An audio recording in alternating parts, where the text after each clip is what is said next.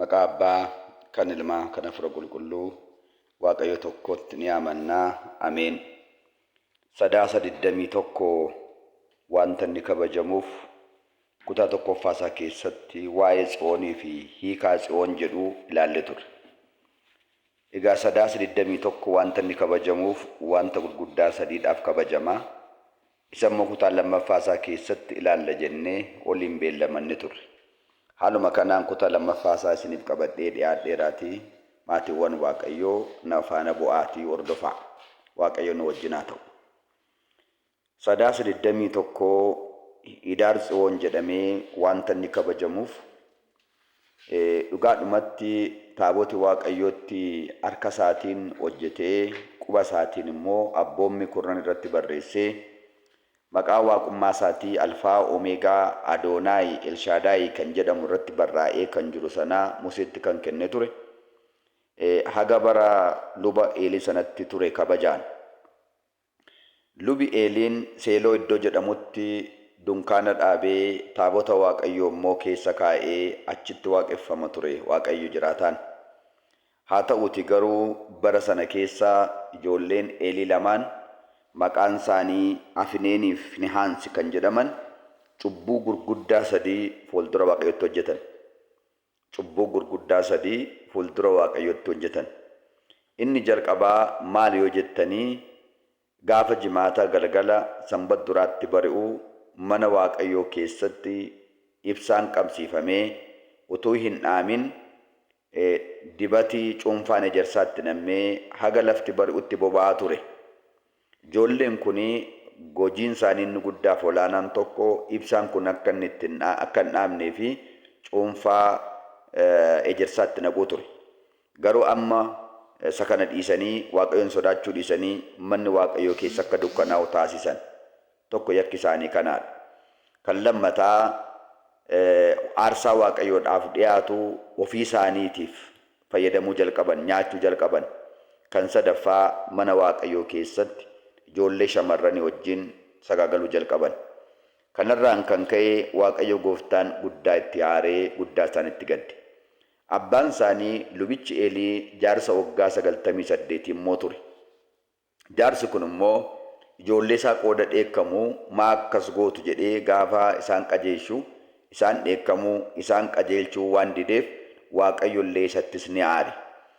Egaa gaaf tokko mana qulqullummicha keessa Haannaan wareegaan kan godhatte wareegdee mana qulqullummaadhaaf kan laatte Saamu'eel immoo laphee qulqulluu fi sodaa Waaqayyoodhaan tajaajila ture. Ijoollee sana faana oolu malee isaan wajjin guddatu iyyuu malee mana Waaqayyoo keessa isaan wajjin jiraatu malee hojii isaanii isa jallinaa isaan hojjetan hin hojjetu ture. Ibsaa mana Waaqayyoo keessaa gaafa dhaamuu jalqabuu mana Waaqayyoo keessa taa'uudhaanii ibsaa Waaqayyoo itti guutaa ture. Haaluma kanaan gaaf tokko utuu mucaan kun dhimmee isaan ilaaluu dhiisee sodaa Waaqayyoodhaan qulqullummaan tajaajilaa jiru halkan keessaa walakkaa Waaqayyoo Saamu'eel jedhee waame. Saamu'eel jedhee gaafa waamuu lubicha Eeliitu na waama se'ee gara isaa deemee abbaa koo maaf na waamtan dhufeera jedhe. Lakki anis hin waamne deebii rafi jedhe. Amma yeroo inni dhaqee garrafu ciisu ammas Waaqayyoo mucaa kana Saamu'eel jedhee si'a lammaffaa waame. Lubichi Eeliin kun ani si waamne kan si waame Waaqayyo ta'uu danda'a. Achuma dhaabadhuuti ani garbichi kee sin dhagaa natti dubbadhu jedhi malee gara koon dhufin jedhe. Si'a sadaffaa Waaqayyo gaafa waamuu ani garbichi kee sin dhagaa natti dubbadhu jedhe. Egaa Waaqayyos yaa Saamu'eel waan ulfaataaf cimaan sitti dubbadha.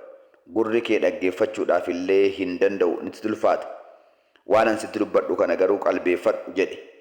Innis maal jennaan tokko Eeliin ijoollee isaa gorsuu dhiiseera.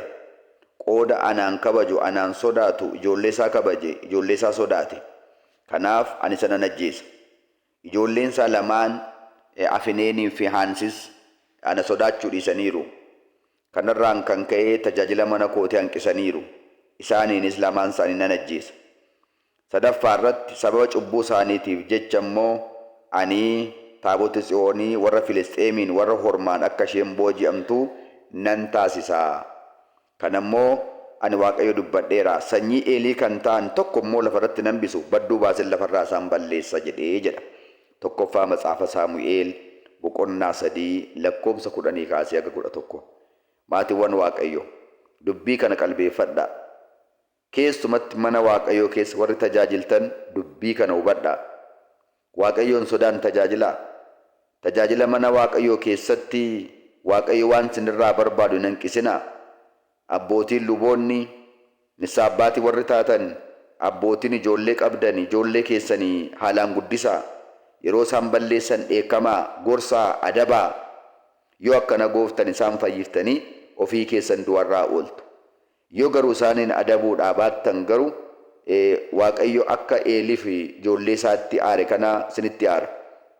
Keessumatti diqqunnaadhaan, lubummaadhaan, lallabaan, faaruudhaan, hojii kamiin mana Waaqayyoo kan tajaajiltan immoo qulqullummaan Waaqayyoon tajaajilaa.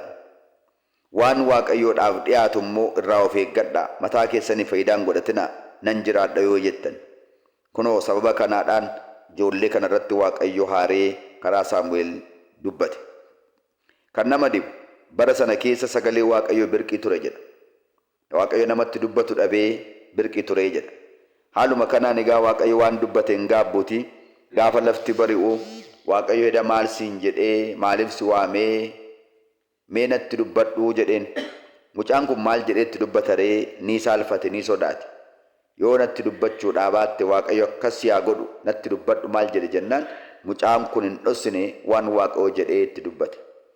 Jaarsi kun maal jedhe inni Waaqayyoodha waan jaallate haa godhu jedhee callise. Maatiiwwan Waaqayyo akka jechuutti ture gaabbii galuun hin turre nan balleesse Waaqa jedhanii Waaqayyoon araarfachuun hin turre ijoollee isaan gaabbii galaa jechuun hin turre ni Waaqayyoodha waan jaallate godhu jedhee callise jedha. Egaa Waaqayyo waan dubbate hin gaabbuuti akkuma jedhee dubbatee sababa isaan abboomamuu didaniidhaa fi Israa'eloota irratti Waaqayyo lolaban. Warri Filisxeem irratti duulan gaafa lolti duulanii ijoolleen Eelii kun lamaan Afneenii fi Haans dura bu'oo ta'anii lolicha irratti bobba'an jedha. Humna caalanii ari'atan jedha. Deebi'anii taabota Waaqayyoo taabota Tsiyooniin fudhatanii lolatti bobba'an jedha. Taabota Tsiyooniin kaleessa gaafa sodaa Waaqayyoo qabanii fudhatanii deemanii ittiin gimbii Yaarikoo jissaniiru. Ittiin galaana Yordaanosiin ce'aniiru. Ajaa'iba gurguddaa baay'ee hojjeteeraaf. Egaa kun gaafa qulqullummaan jiraatan gaafa sodaa Waaqayyoon jiraatanidha. Amma garuu sodaa Waaqayyoo waan dhisaniif fooniin fudhatanii dhaqan. Gaafa fooniin fudhatanii dhaqanii loltuus isaan ijoollee Israa'el keessaa namni 4,000 battala ajjeefaman. Namni 30,000 immoo karaadhaan caccabee bade. Taabota Tsiyoonii booji'an. Taabota Tsiyoon kana gaafa booji'anii fudhatanii biyya isaaniitti fudhatanii galan. Ilaalaa hubadhaa maatiiwwan Waaqayyo. Waaqayyo gaafa haalaan hin tajaajilu, qulqullummaan hin tajaajilu, sodaan hin tajaajilu yoo ta'e Waaqayyo kanan godha. Dheekkamsaaf namarraa kaasa. Egaa adaba guddaa namni adabama. Yommuu kana ture egaa lubichi Eeliin waan ta'e kana dhaggeeffachuudhaaf daandiitti ba'eetoo oduu ta'e dhaggeeffachuudhaaf barcuma dhaabanii fi taa'aa ture jedha. Jaarsa waggaa 98 waan ta'eef 98 waan ta'eef. Gaafa kana ture egaa namni oduu sana keessaa miliqee ba'e tokko oduun attam ta'e lolli jennaan warri Filisxeemonni ijoollee Israa'el baay'ee ajjeesanii warri kaan immoo karaadhaan diinatti duddagatanii caccabanii babbaqatanii deebi'anii taabota Tsiyooniin booji'amte gaafa jedhan naasuudhaan teessuma isaarraa galagalee mormi jala deebi'ee cabee du'ee jedha. Mormi cabee du'ee jedha kitaaba qulqulluun. Matsaafa Saamu'eel tokkoffaa boqonnaa 4 lakkoomsa 1 kaastanii arguu dandeessu. Gaafa sana haadha manaan fi Haans de'umsi ishee qabee miixirra jirtu turte jedha. Utuma miixirra jirtuu mucaa ilmaa deesseetta jabaadhu jedhanii jedha wardeessan. Isheenis yeroo sanaa akka abbaan manaa ishee du'e akka jaarsi du'e dhageesseetti waan ta'eef achumaan gaggabdee jedha. Gaggabdee mucaa ilmaa deesse kana maqaasaa Ikaabood jedhaatti naa moggaasaa jette. Ikaabood jedha jechuun maal jechuudha? Ulfinni Israa'el irraa sokkeera. Kabajni Israa'el irraa sokkeera. Israa'eloonni kana booda salphataniitu ulfina qaban jechuudhaan Ikaabood jette. Egaa achumaan isheen battaluma sana duutee jedha isheenis.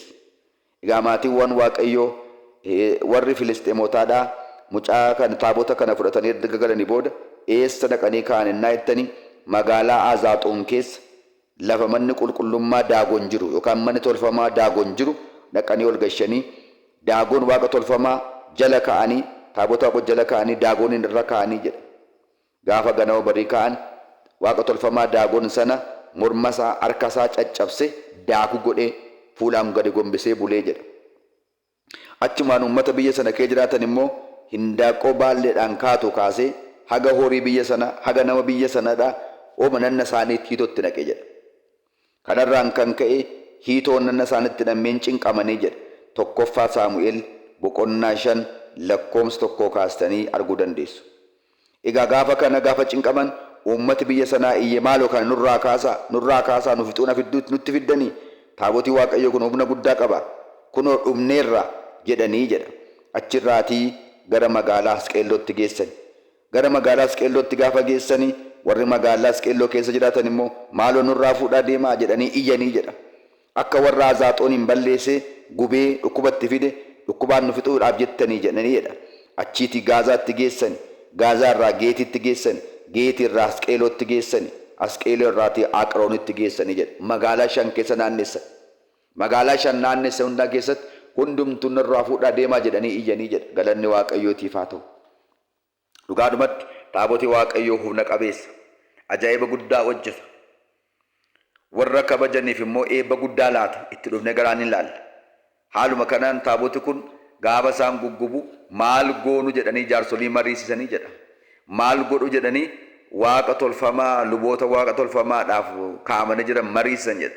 Namoota asimaatii xunqalaa beekan waamanii mariisisanii jedha warra Filisxeemota. Waggaa kana maal jedhanii biyya 5 kana keessatti dha'icha 5 nutti fideera waan ta'eef warqee bifa hantuutaa hiitoon isaanitti beesuun bifa hantuutaa ture. Nanna isaanii kaa'ee ta'ee kan ba'e. Kanaan bifa kanaan warqee hojjedhaa. Warqee 5 hojjedhaa. Saragallaa qopheessaa, saaxinii qopheessaa keessa kaa'aa. Biyya isaatti kabajaan deebisaa. Yeroo deebistan kan ammoo saawwa amma reefuu dhaltee jirtu. Saawwa amma reefuu dhaltee jirtu. Jabbii manaa qabdu. Ishee saawwa 2 naqaa fidaa. Qambarri irra kaa'aa. Saragallaa kanatti hidhaa. Saawwi kun egaa fudhattee mbaa jettee marrachaa gara biyya Israa'el yoo deemte dha'ichi kun waaqa biraa akka nutti dhufe. Kanaan hubanna. Yoo garuu fudhattee gara jabbii isheetii yoo dhatte garuu akkasumaan jennaa jedhanii jaarsoliin gorsanii jedha. Haaluma kanaan warqee bifa hantuutaan 5 hojjetanii bifa magaalaa 5 jechaadha. Magaalaa Azaaxoon, magaalaa Gaazaa, magaalaa Asqeelloo, magaalaa Geet, magaalaa Haqeroon. Isa kana matsaafa Saamu'eel 1ffaa boqonnaa 6 irraa kaastanii arguu dandeessu.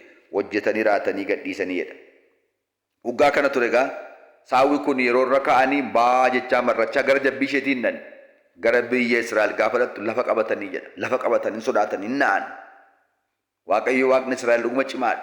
Taaboti isaa dhuguma humna qabeessa. Kana dura maaltu dhaabachuu danda'a jedhanii geggeessanii jedha dura bu'oonni. Jaarsoliin filataman kun ni geggeessanii jedha. Geggeessanii raatanii eessa geessanii naannoo Beeta Saamees iddoo jedhamu geessanii jedha. Achi gaafa geessanii namoonni Israa'eloonni baay'een iddoo sanatti hojii makarii midhaanii makaraa jiru turaniyyuu kottaan nurkaa fuudhaa taabota keessan. Kottaan nurkaa fuudhaa taabota Waaqayyoo kana. Kunoo la badhaasaa wajjin kabajaa wajjin finneerra jedhanii jedha. Jarri sun dhaqanii harkaa fuudhanii saragallaa sana falaxanii saawwa sana immoo qalanii Waaqayyoof aarsaa dhiyeessanii taabota sana immoo fuudhanii dhagaa guddaa tokkorra kaa'anii jedha. Dhagaa guddaa tokkorra dhaqanii kaa'anii. Egaa namicha maqaan isaa Abnaadaab jedhamu immoo akka ijoolleen isaa eegduuf immoo isa immoo kaa'anii jedha. Dhiifama namicha Abdaraa jedhamu. Yommuu kana namoonni mandara Beeta Saamees jedhatan kuni mee taabota Waaqayyoo isa dinqii hojjete kana mee ni ilaalla maal fakkaata jedhaniidha. Nama 5,000 keessaati namni 70 daffaran ni ilaalla jedhaniidha. Maggoonaa Tsafiyaa irraa saasa qolanii ilaalaniidha. Battalumatti namni 70 dhumaniidha. Namni 70 ni dhumaniidha. Yommuu kana warri afaan maal jenna gaa waa'ee taabota Waaqayyoo kana jedhaniidha. Maal jenna waa'ee taabota Waaqayyoo kana? Eenyu dura dhaabata kaa attam goona gaa jedhaniidha. Sodaatanii raatanii gara tabbaatti ol baasanii dhagaarra kaa'anii namichi Abdaraa jedhamu kun ijoolleen isaa akka eegdu ta'aniidha. Waggaa 20 taa'ee jedhamaati waan Waaqayyo. Waggaa 20 taa'e. Egaa erga sanaa booda kabaja guddaadhaan Daawit immoo oduu isaa dhaga'ee gara magaalaa isaatii gara magaalaa Yerusaalem gara magaalaa Tsiyoon jedhamtutti fidee jedha. Egaa oolumaa gala barumsa kutaa tokkoffaa kana keessatti waan ilaaluu nuyi qabnu maalinni kan inni kabajaan deebi'e kun yoo mennattanii Hidaar gaafa 21ti. Hidaar 21 kan guyyaa har'aa kanatti kabajaa guddaadhaan ulfina guddaadhaan ajaa'iba hojjete kan inni deebi'ee gala ji'a 7 booda guyyaa kanaadha jechaadha. Egaa seenaa kanarraati wanti baay'ee baruu dandeenya maatiiwwan Waaqayyo. Wanta baay'ee nuyi baruu dandeenyu maaliin tokko Waaqayyoon sodaachuu akka nurra jiraatu. Mana Waaqayyoo sodaachuun akka nurra jiraatu. Inni kan biraan ijoollee keenya mana Waaqayyoo tajaajilan seeraan guddisuu akka nurra jiraatu. Waaqayyoodhaan immoo an sin dhagaanatti dubbadhu jechuun immoo hundarra akka caalu. Waaqayyo eenyuttis immoo dubbataa nama lapheensaa qulqulluu ta'u akka dubbatu aha qodaa godhatu. Egaa abbaan keenya Saamu'eel gaafa sanaan garbichi keessatti nan sin dhagaanatti dubbadhu kan jedhe sun dhugaadha. Bara jireenya isaa guutuu waan gaarii hojjete eebbifamee ijoollee baay'ees godhate dibataa immoo namoota baay'eellee dibe. Daawitiin dibeera, Saa'oliin dibeera. Dhugaadha kabajamee umurii isaa quufee boqotee jedha. Egaa maatiiwwan Waaqayyoo Sadaasa 21 keessatti wanta inni kabajamuuf guyyaa Taabootii Tsiyoon sababa yakka ijoollee Israa'eliidhaa fi warra Filisxeem booji'amee ajaa'iba hojjetee immoo kabajaan warqeedhaan badhaafamee guyyaatti deebi'ee gale jechaadha. Kutaa sadaffaasaa keessatti immoo maaliif kabajamaa? Guyyaan itti biyya Itoophiyaa dhufeedha. Taabootii Tsiyoon kun har'a biyya Itoophiyaa keessa jira. Kan inni biyya Itoophiyaa seenes Sadaasa 21dha. Isa immoo kutaa sadaffaasaa keessatti bal'inaan ol ejjin ilaalla. Waaqayyo gooftaan keenya nama oggaarraa nu haa taasisu. Galanni Waaqayyoof haa ta'u.